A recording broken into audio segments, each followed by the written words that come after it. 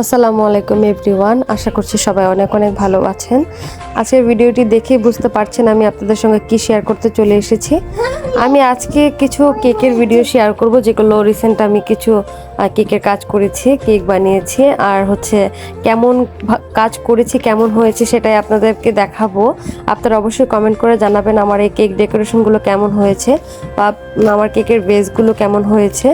তো একটা একটা করে দেখতে থাকুন। আমি হচ্ছে মোটামুটি সবগুলো হচ্ছে ভ্যানিলা কেক বানিয়েছিলাম, যদিও সবগুলো হচ্ছে বাসায় খাওয়ার জন্য তৈরি করেছিলাম। দু একটা ওকেশন ছিল, সেই ওকেশনগুলোতেও আমি এই কেকগুলো তৈরি করেছি।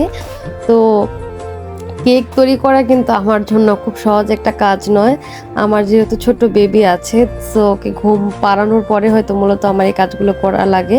কারণ কেকের কাজ বুঝতেই তো পারছেন যে একটু 19 থেকে 20 হলে কেকের ফোম নষ্ট হয়ে যায় বা ক্রিমের যে টেক্সচার থাকে সেটাও নষ্ট হয়ে যায়। তো যাই হোক, এটা ছিল একটা ভ্যানিলা ফ্লেভারের হচ্ছে প্রায় 2 পাউন্ডের বেশি ছিল, প্রায় 2.5 পাউন্ডের একটা কেক ছিল। আর এইটা যেটা দেখতে পাচ্ছেন, আমি এটা হচ্ছে আরেকটা ভ্যানিলা ফ্লেভারের কেক বানিয়েছিলাম। এটা হচ্ছে আপনার 1.5 পাউন্ডের মতো ছিল। আর এটা আমি অরেঞ্জ কালার দিয়ে ডেকোরেশন করেছিলাম। এখানে হচ্ছে ছোট ছোট ফুল করেছিলাম, হচ্ছে এটা নজলটার নাম আমার ঠিক মনে নাই। তো এটা কিন্তু বানাতে আমার খুব একটা বেশি সময় লাগেনি, কিন্তু ডেকোরেশন করতে বরাবরই অনেকটা সময় লেগে যায়।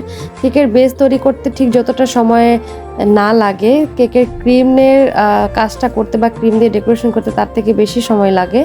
আর এটা হচ্ছে আমার থার্ড কাজ। এটা হচ্ছে আমার মেয়ের বার্থডেতে আমি কেকটা বানিয়েছিলাম ওকে উপহার হিসেবে দেওয়ার জন্য। আর এটা কিন্তু অনেক বেশি মজা হয়েছিল।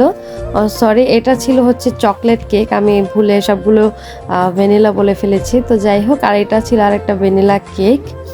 আর এটা ছিল হচ্ছে আমার বিবাহবার্ষিকীর একটা কেক ছিল।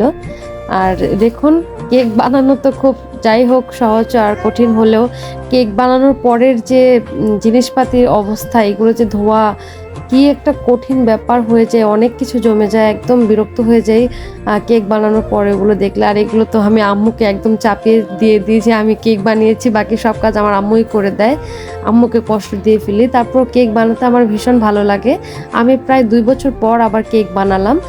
সেই দিন যখন কেক বানাচ্ছিলাম ঠিক রাত 1:09 বাজছিল, সেটা আপনাদের সঙ্গে দেখাচ্ছিলাম যে আমার বেবিকে ঘুম পাড়ানোর পর আমি কেক ডেকোরেশন করি। তো যাই হোক, কেমন হয়েছে তাও কমেন্ট করে জানাবেন, আর অবশ্যই আমার এবং আমার পরিবারের জন্য দোয়া করবেন। ভিডিওটি দেখার জন্য সবাইকে অনেক অনেক ধন্যবাদ।